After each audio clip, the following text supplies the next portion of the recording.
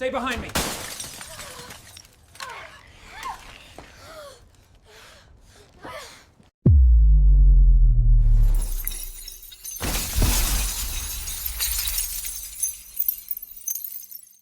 In a world full of shadows, secrets don't stay buried for long. Open the door, step into the unknown. This is the Lots Full Podcast.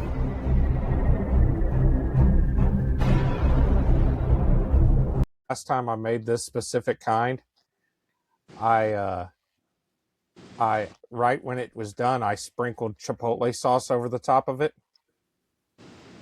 Well, let me go get it. Hang on. I was looking last night when I made my rice. Mm-hmm. I was looking and looking to see if I had any salt, and I came across something I forgot I had. Oh yeah, I got some of that. Dano's Chipotle. Yeah, it's good shit. So I'm gonna use that on the meat. But well, I guess we can go ahead and welcome everybody to the Lots Full Podcast. It's your hosts, Arkansas Dave and Dakota. We got to finish this Kelly Hopkinsville thing up. Dave, did you ruminate any on the case? I've been busier than a one-legged man in an ass-kicking contest this week. Yeah, you and me both. Did you get a chance to watch any Hellier this morning? I did not. I've literally been up until what? So 1:20-ish. Yeah. I've been up for about an hour, maybe. So I'll bring it up later, but there is a thing that they kind of hint at in Hellier. It's a theory about the Kelly Hopkinsville case. Okay. That I do agree with. And when we get done with the investigation and everything, and we're going over our theories, I'll bring that up. But as far as Hellier goes, season 2 it went off the rails, if you ask me. Like season 1, they were onto something, and then season 2 they just go fucking haywire. Shows tend to do that, especially if they change producers.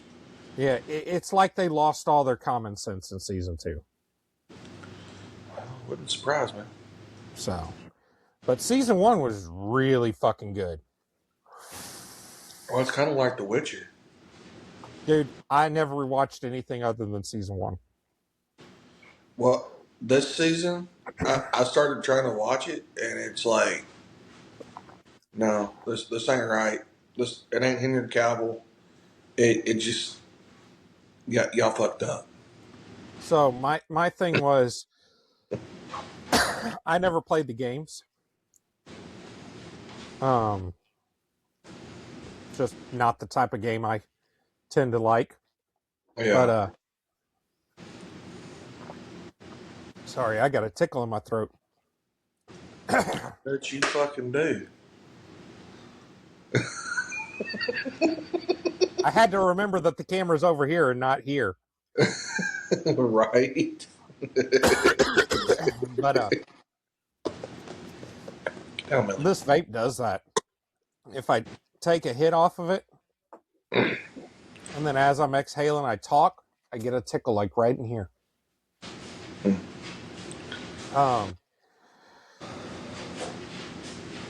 Forgot what I was saying. That tickle got you too tickled to remember, didn't it? I forgot completely what I was saying. Oh, God. It's all right, Dakota. We understand your abuse. What was I fucking saying, dude? Hellier went completely off the rails. Witcher. Yeah. So I never played the games, but I watched season 1 because I was told the story was something, I would be into, which on the surface level it is, yes.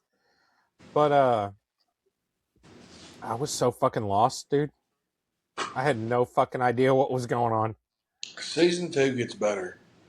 That's what I've been told, but I still have no idea what was going on. So, yeah. So I'm kind of nervous to start season 2 when I don't even know what happened in season 1. If I had to tell you to go back, watch season 1 and watch season 2 and 3. 4, not so much. Is 4 when Henry Cavill left? Yeah.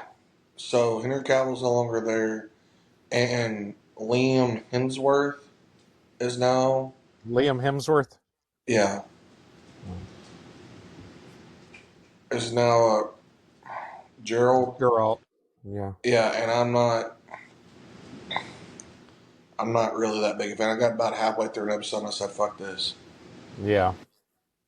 So, There was another show that did that. I forget what show, but another show they changed the main actor like halfway through the series. And when they did that, I said, fuck that, you know? yeah, it kind of fucked everything up. Yeah. It took me out of the immersion. But, Well, it's kind of like Harry Potter. Harry Potter had to change Dumbledore, but luckily there was he enough did time in change. between the movies Yeah. that when you go to watch, you're like, "Oh, okay, that's Dumbledore." I forgot they did that. I know the one dude changed from a white kid to a black kid. Yeah. Well, Dumbledore, he passed away. The original Yeah. actor did, Yeah. so that was understandable. Yeah. But I'm talking the one kid that ran around with Malfoy all the time. In like the first 2 or 3 movies, he was a white kid. And then in the rest of the show, he was a black kid. I'm trying to remember that. Yeah, go back and look. It was fucking funny. Like all the memes that came out of it, fucking hysterical. Oh, I love bringing some sunshine for a minute, I guess. Yeah.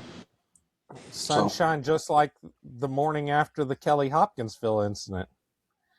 Yeah, when they How let's you see, like where that were we for a at? transition? Where were we at on that? So They left the farm. they left.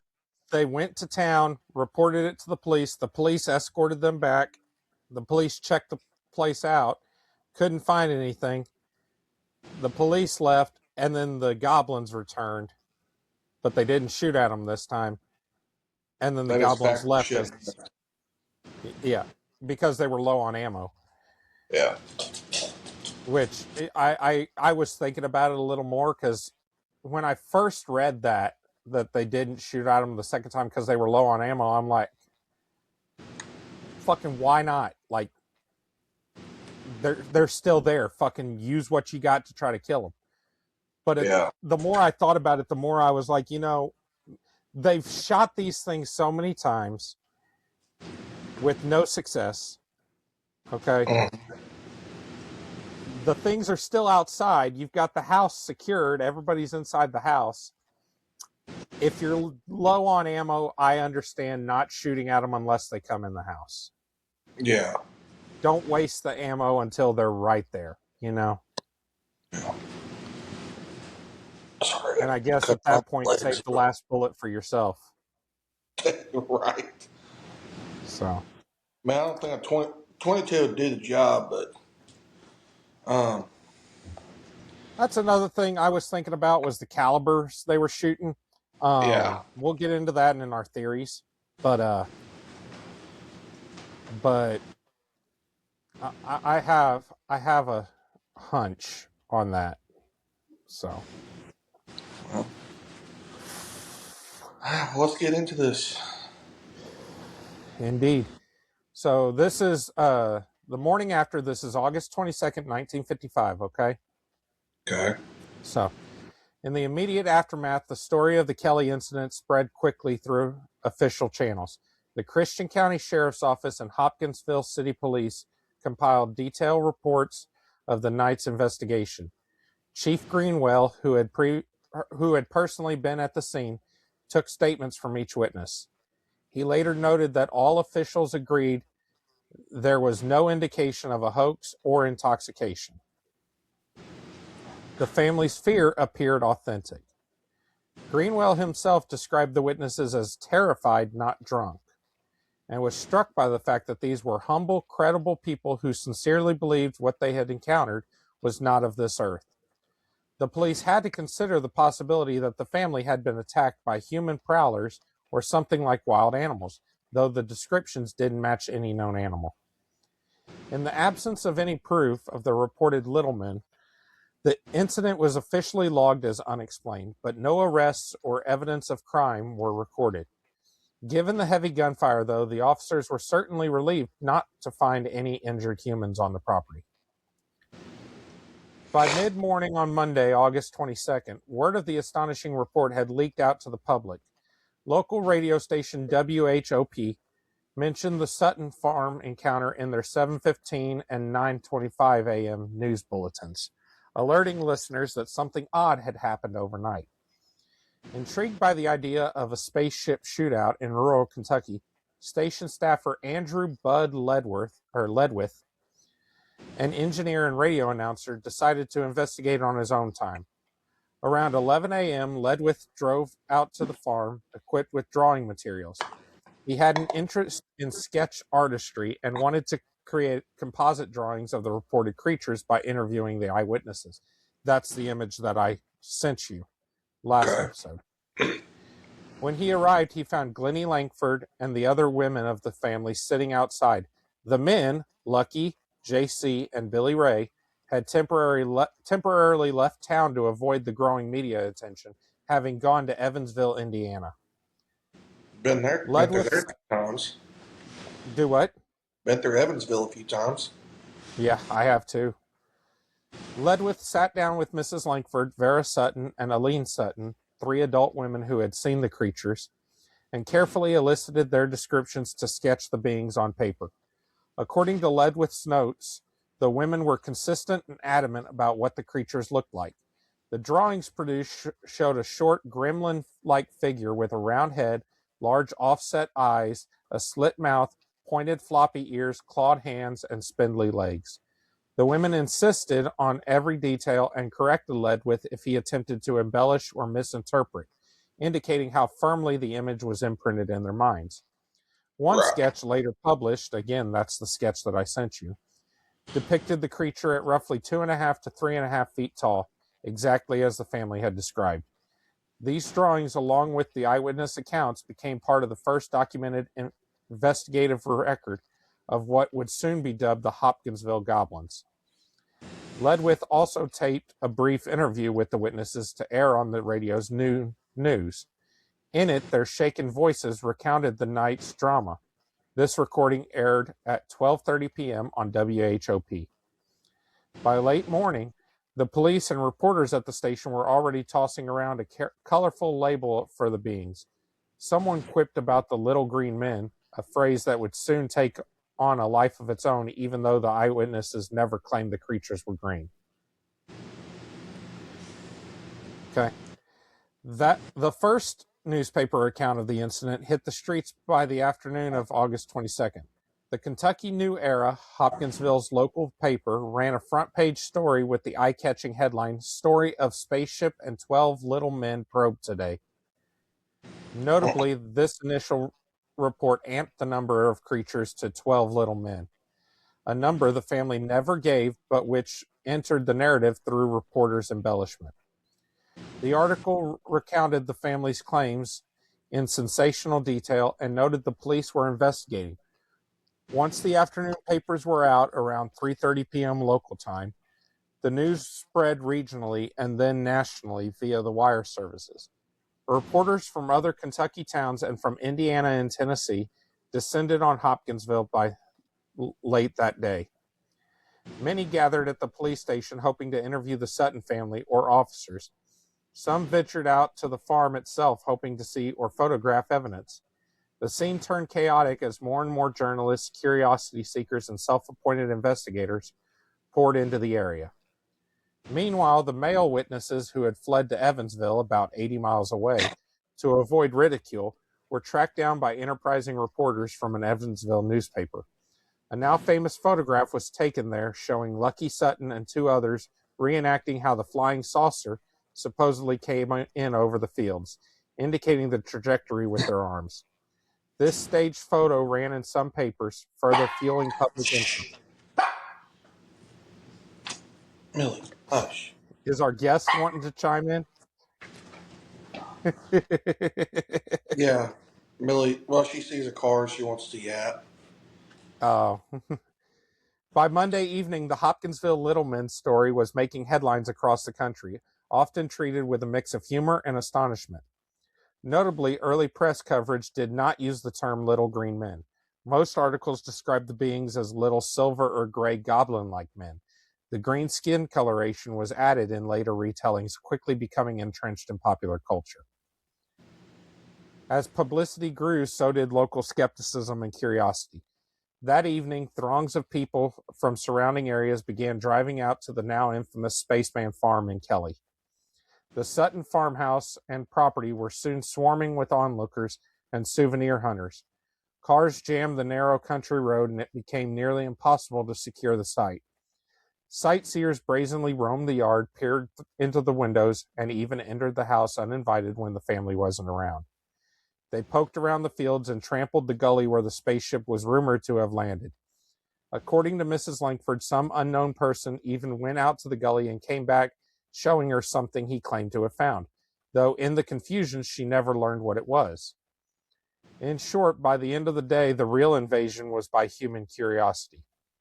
The Sutton farm had effectively become a carnival scene. The family, already traumatized, now faced ridicule and constant trespassing.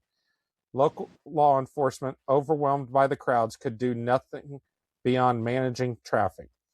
By the next day, the family had to put up no trespassing signs, and eventually they charged a small fee to dozens of curiosity seekers just to drive them away, an act which skeptics later cynically cited as evidence of a hoax for profit, though at the time it was simply an attempt to control the chaos. Hmm. I can see the wheels turning again. Well, I mean, I can see where somebody would say it was a hoax, but they played pretty good into the hoax. You know what I mean? Yeah. Like, we're talking 1950, so you're charging $1, maybe $2 most. That's going to be quite a bit of money back then. Yeah. So, I mean, you can get 50 cars a day. I mean, family could live pretty well off that. You know what I mean? Yeah, for sure. I don't know which came first. I always was under the assumption that the little green men term for extraterrestrials came from Roswell. Mm-hmm. But the more I looked into the Kelly Hopkinsville thing, I'm not so sure anymore. I don't know which one coined that term, but it's interesting. It's one of the little things I find curious. Well, think about it. I mean, that one thing that I told you about that I could check into, I might be able to get a better answer on for you, but Well, you're going to have to remind me off air what you're talking about because I don't remember. I have CRS, remember? yeah, we know you got short-term memory loss. You've been dropping your head too many times, baby. Can't remember shit. But I did some digging because I wanted to find out if, like, this was a place that somebody could potentially go and look into, you know? Mm-hmm. The property is now owned by somebody else, not associated with the family. Okay. The farmhouse itself has been demolished. Which is, I mean, not surprising. It's typical. It's not anything sketchy or anything, but it is. It did upset me a little bit that there can be no further investigation into that aspect of it, you know? Yeah, I mean, but we're talking 1950s, rural Kentucky. I mean, the Right. house. Where's the times when that house was actually built? We're talking the late night or early 1900, late 1800. I Yeah. mean, It's a family farmhouse, so it's probably been passed down generations. now here's my thought about it: is if the farm is family owned, okay, and we're 8 years after Roswell, so we're starting to get into the aliens. Did the family get into financial straits of the farm? It's And possible. so they come up with this elaborate hoax to I start. was never able to find out what type of farm it was. Like, was it a Probably being dairy rural farm? Was it? Kentucky, we're probably going to be either cattle, chickens, prob maybe agriculture, but I doubt it. And as far as the time frame goes, this is also right around the start of the Cold War. Yeah. So you So gotta remember that tensions were high around that time frame. yeah. But that's pretty much it as far as the local authorities go. Okay. In the days immediately following, the U.S. Air Force also became aware of the incident.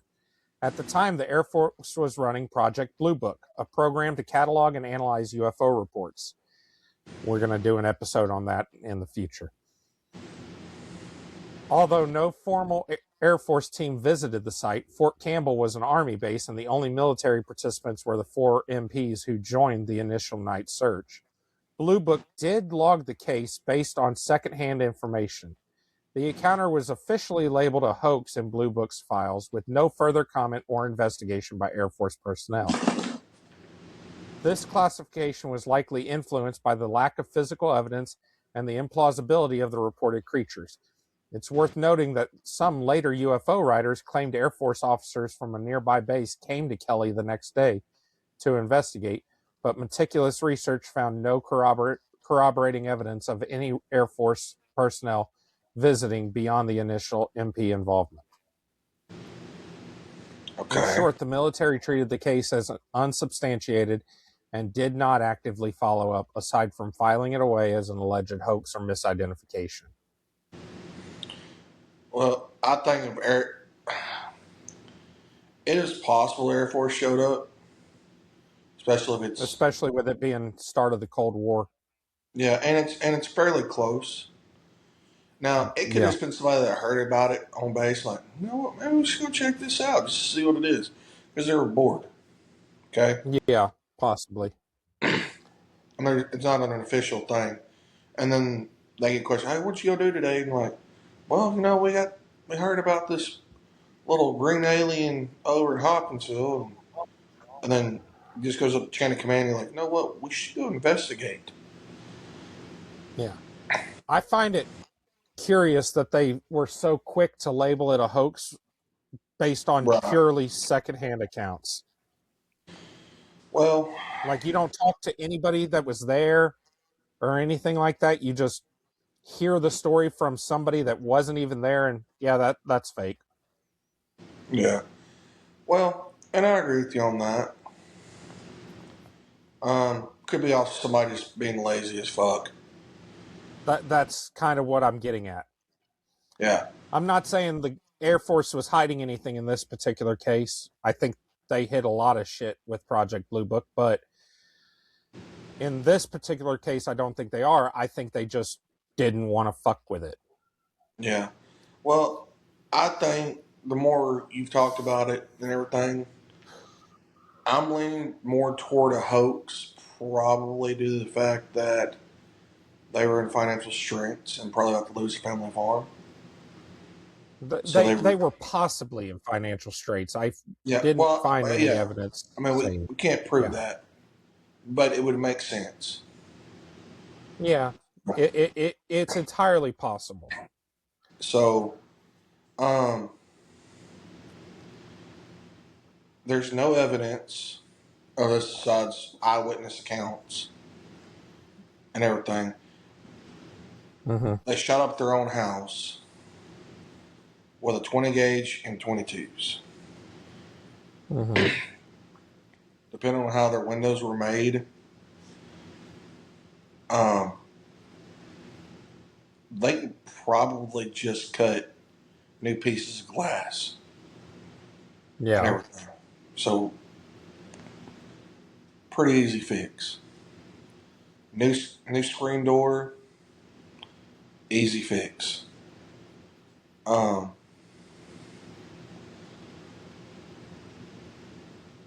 I mean, you got no blood. You got foxfire fungus that was glowing that thought may have been the blood. There's no scratch marks anywhere from them climbing on the roof, on the porch, into the trees. So, I mean, like, either A, you're faking this, B, y'all are having a mass hallucination, or C, you actually saw what you saw. Yeah. I'm going more toward A. Those are the three possibilities. Either A, you faked it, B, you're crazy, or C, it's real. Yeah. I'm leaning more toward it's a hoax. Yeah. I mean, you got people in the household that are carnival workers. Okay, carnival workers back then were sideshow attractions that normally had freak shows with them. Yeah. So, okay, they got some, we're going to call them dwarves, little people, whatever. Um, I'm not going to call a dwarf or little person a midget because that's just kind of wrong. But 3.5 feet tall. What you say you don't Well, dress here's them my up? thing. You mentioned that last episode, and just playing devil's advocate here. All right. Not saying I agree with you, not saying I disagree with you, just devil's advocate. All right. Let's say it was just little people. All right. And let's say they were wearing some sort of body armor, homemade Okay. body armor. Okay. And they only got shot with bird shot from a 20 gauge and a 22. While I don't think bird shot from a 20 gauge or a 22 would pierce body armor, even homemade body armor, if I am said little person, I'm also not signing up to be shot at while I'm wearing said body armor. I don't care what caliber it is. Well, I mean, I get that. I really do.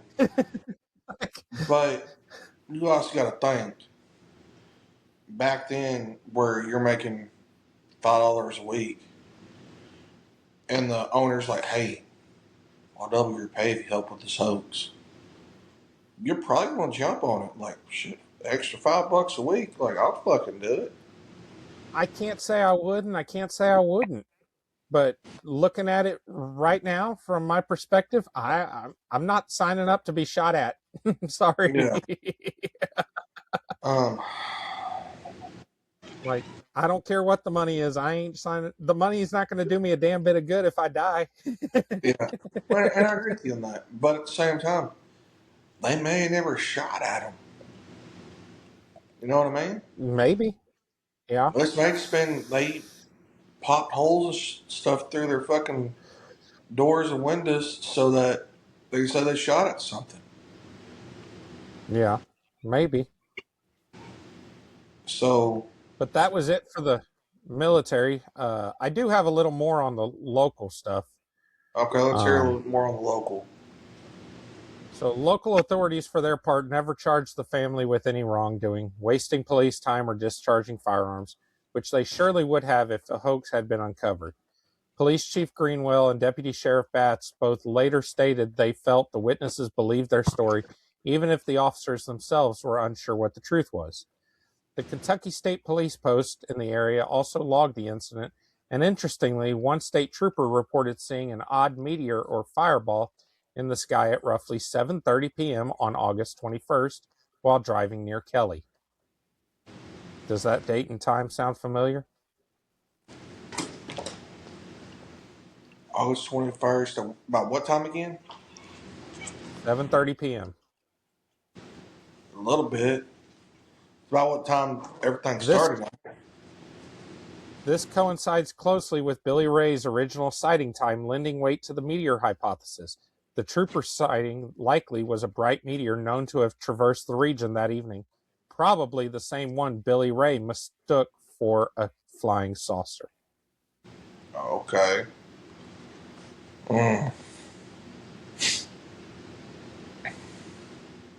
And a meteor would put off different colors depending on what the composition of it was. Yeah. As it burned up. Magnesium, iron. Yep. Yeah. Now that plays a part in my theory, but... Yeah, go for it. Let's see what your theory is. So, well, here we go with the early explanations and theories, all right? Okay. And this is the second to last segment I have. Well, the third to last segment I have. As soon as the news broke, skeptics and scientists began proposing prosaic explanations. One leading theory emerged almost immediately. The creature sounded an awful lot like great horned owls. Not only are great horned owls common in Kentucky, they have large yellow eyes that reflect light, they fly silently, and when startled can appear to hover or glide. All characteristics similar to the family's description. Noted skeptic Joe Nickel and others later argued that a pair of aggressive owls defending their nest could account for the glowing eyes, swooping attacks, and resilience to gunfire. Shooting an owl in the dark might not be easy to bring it down. The silver appearance of the creatures could have been an illusion under the flashlights, or the reflection of owl feathers. Another mundane factor was the meteor that streaked overhead that night. Astronomers pointed out that the annual Perseid meteor shower peaks in mid-August, and a fireball meteor was indeed reported in the vicinity on August 21st. Thus, Billy Ray's initial flying saucer with rainbow exhaust could well have been an especially bright meteor flaming out. It would have appeared as a silent, bright object streaking across the sky, then seemingly dropping behind the tree line, just as he described. If that meteor coincidentally passed over near the farm and then spooked a pair of nesting owls, the argument goes, the family might have found themselves confronted by angry, glowing-eyed birds in the darkness, which their heightened imaginations interpreted as extraterrestrial attackers. This hypothesis is largely speculative, but has been promoted by researchers as a plausible scenario that requires no aliens. Yeah. And great horned owls are pretty damn big, if I remember correctly. They're roughly 2.5, 3.5 feet tall. Yeah. And that would give them the pointy ears. Yeah, not quite as big as the reports, but I mean, with adrenaline, you can't really trust eyewitness reports that much.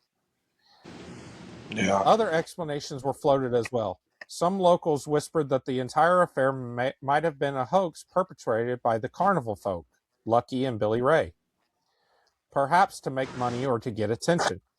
Indeed, in the days after, a few skeptics suggested the family was angling for a publicity stunt or had been motivated by profit, since they charged sightseers 50 cents each to look around.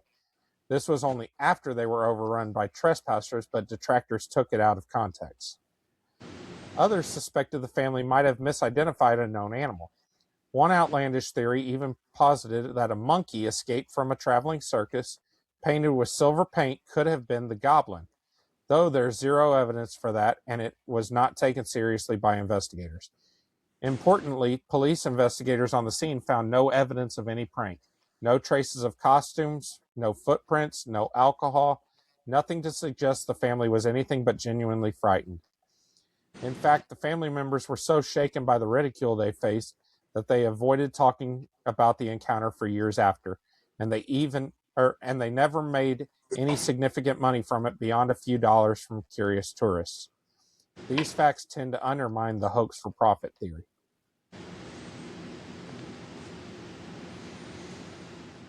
Does that change your perspective at all? Well, now I'm kind of leaning toward the Great Horn Owl thing. Yeah. Psychologists who have retrospectively examined the case frame it as a classic example of pseudoscience and mass hysteria. That's the phrase I was looking for last episode, mass hysteria. Yeah. A stressful, ambiguous situation that snowballed into a shared conviction of a fantastical event. In 2014,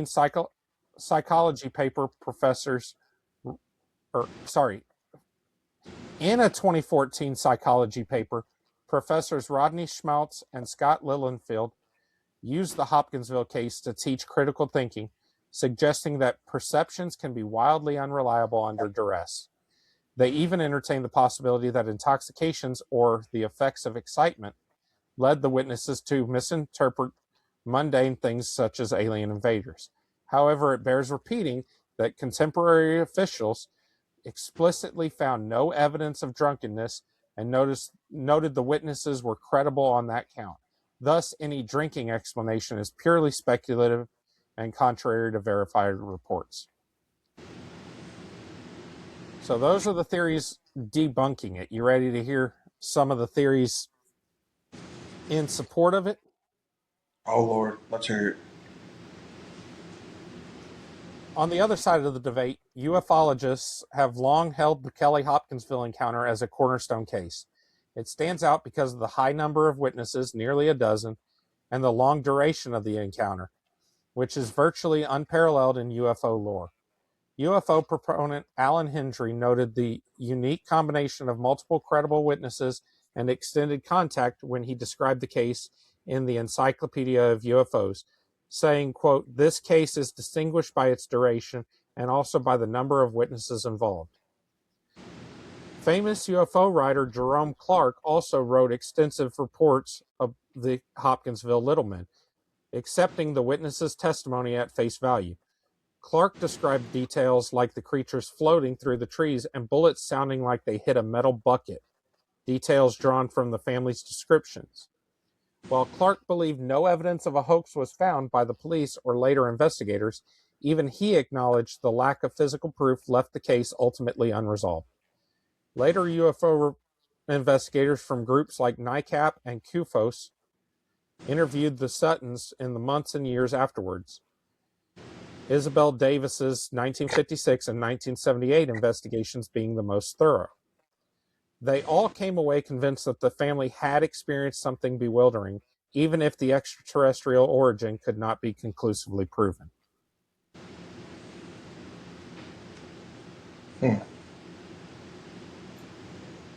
Oh. I'm telling you, this is one of the most interesting cases. Do what? I'm leaning toward still the hoax. Yeah.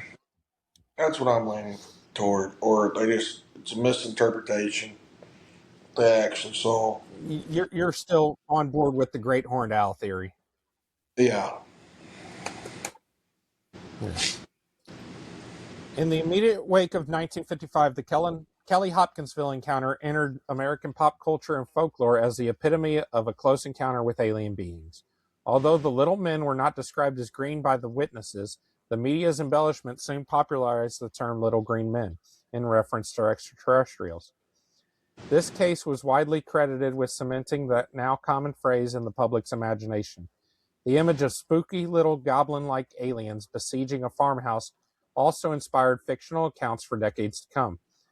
For example, the 1960s TV series Project Blue Book dramatized the event, adding its own twists, and science fiction films from Critters to E.T. drew loosely on elements of the Kelly story. In UFO research circles, the case has been discussed endlessly, often referred to as the Hopkinsville Goblins incident, a term combining the nearby city's name with the goblin-like appearance of the creatures. Skeptical evaluations in journals like the Skeptical Inquirer continue to cite Kelly Hopkinsville as a cautionary tale of how perception and panic can manifest extraordinary claims, while believers cite the sheer number of eyewitnesses as evidence something unearthly truly happened. Over time, the Kelly incident has evolved from local curiosity into a full-blown folklore legend.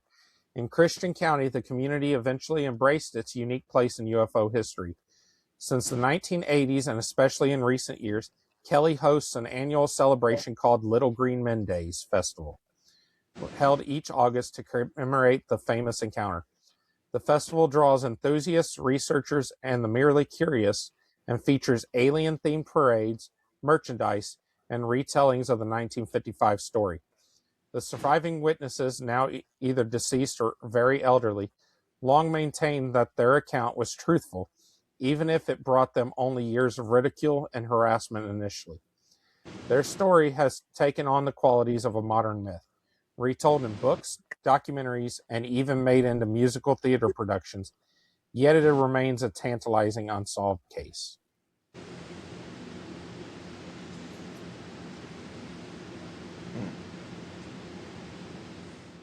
Well, I would like to actually try to track somebody down that was there, but the likelihood of it. That would be, yeah, and the more time passes, the less that becomes possible, you know.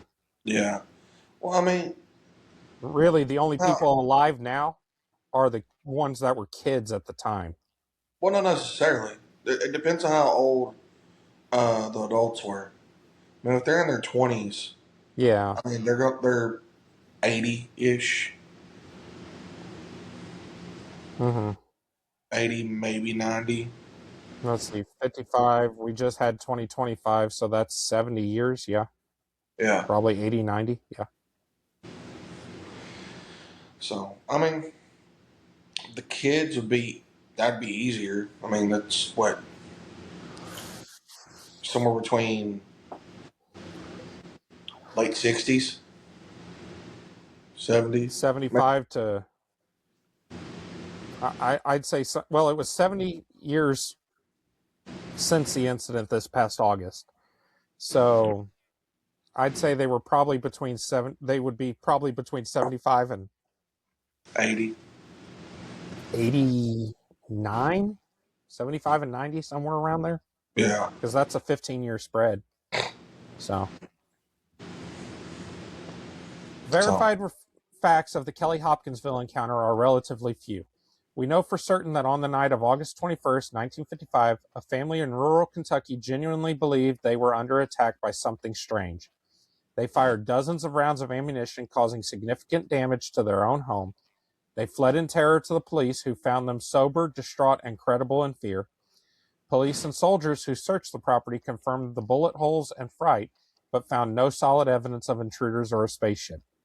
In the days after, the event was documented in official reports and widely reported in the press, becoming an early national UFO story. The Air Force's Project Blue Book ultimately listed the case as a hoax due to lack of evidence, and no physical proof of aliens has ever emerged. On the other hand, much of the encounter remains built on eyewitness testimony, which is unverified and disputed.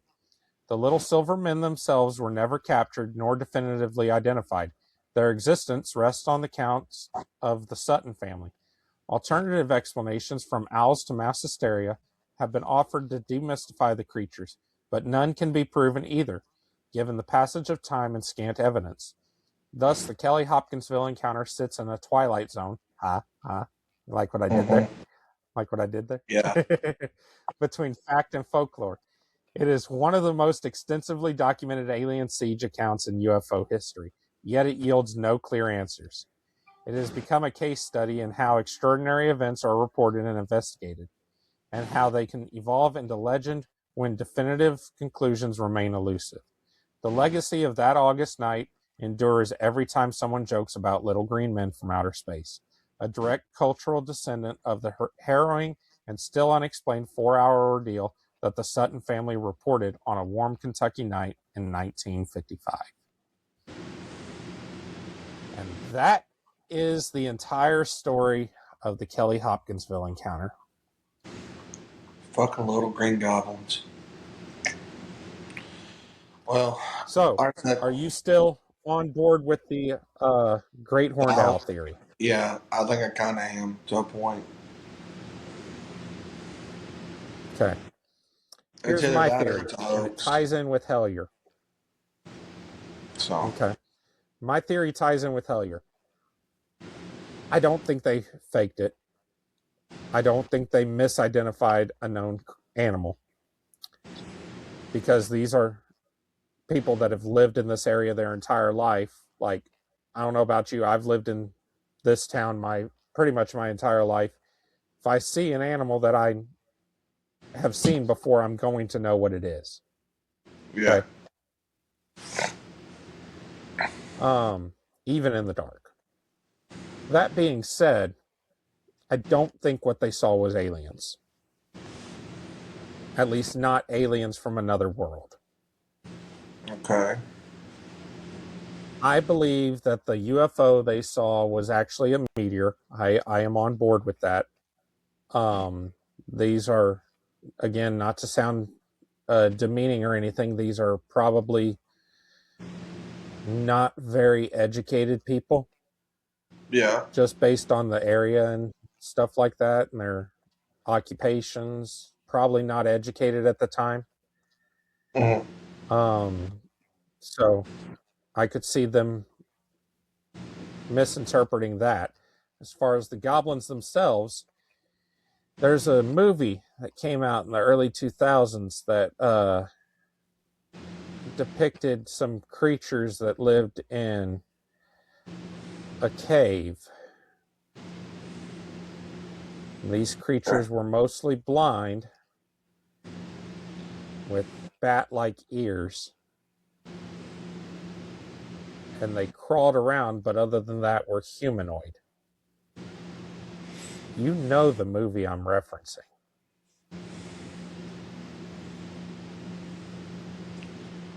The Descent. Talking about yeah, let's say that was Appalachia too. What is and what is under the majority of the state of Kentucky? Coal. The Mammoth Cave system, Yeah. which has not entirely been explored. Yeah. Now, as far as them shooting it and it not dying, either A, they thought they hit it and didn't, or B, they hit it, but the 22, I have used a 22 a lot. I use it to shoot squirrels. I use it to shoot coons, skunks, small game. Okay. I have also used it to shoot hogs. However, unless you place that shot perfectly on a hog, a 22 will not bring it down. No. No. And these things are about hog sized. So 20 gauge, especially if it was birdshot, it's pretty much the same thing, especially if it's not at close range, you know? Yeah, you're just gonna pepper them. Hell, you should have personally Yeah. with 20 gauge bird shot. It's just gonna hurt them. You're gonna be picking pellets out for a little bit. Yeah. So that's my theory. My theory is some creature that has not been discovered by science came up from the caves, and the family didn't get a kill shot on it. I think as far as the floating thing, they probably The meteor. in their paranoia and hysteria thought it was floating, and it wasn't. As far as the no tracks being found, if you run over the same tracks over and over and over and over, what happens to them? They disappear. Yep. These things were running around like crazy. I'm sure they ran over the same spot multiple times, probably erased their own tracks. Yeah. So, But that's my theory. I mean, it's not a bad theory. It really Nope. ain't.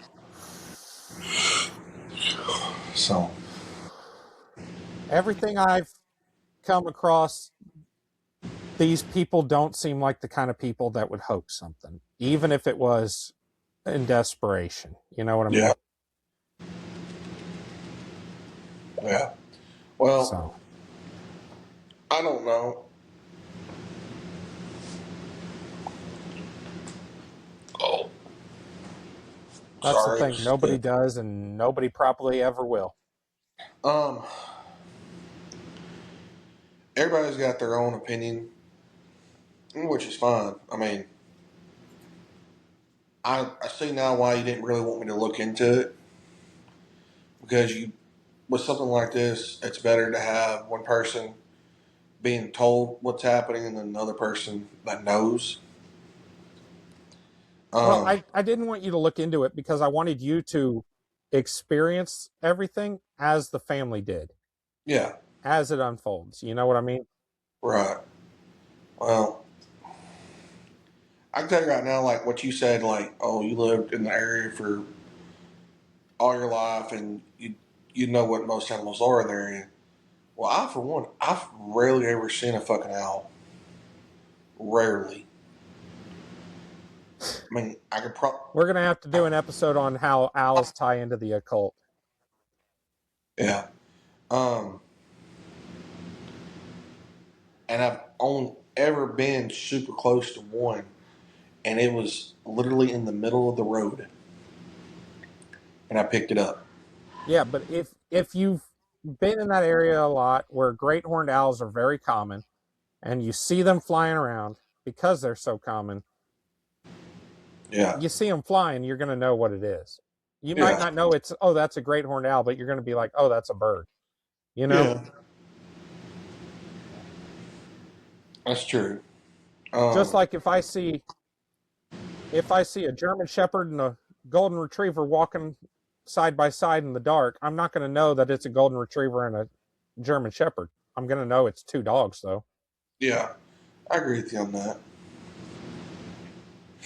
I agree. So, Um, yeah, I don't know, man. Like, I kind of like the great it's a wild story. horned owl theory, though. That's kind of just me. But who the fuck knows? Okay. But Huh? You're entitled to your opinion, even though you're wrong. oh yeah, fuck you. Just remember, But I know what all you right, do for guys, work. y'all let us know what y'all think. Next episode, what do you think? Should I let them in on what's going to be the next one? Never, never. Keep them thinking. Okay. Okay. So, Okay. Oh, this next one will make them think. It'll make you think too. oh god. So, All right, you beautiful bastards. Well, yeah. I think we're gonna cut this to the end. Remember, like, share, and subscribe. We're on TikTok, Facebook, YouTube, Apple Podcast, and Spotify. So, until next time, see you later, buddy. Later, brother. See y'all lot lizards later.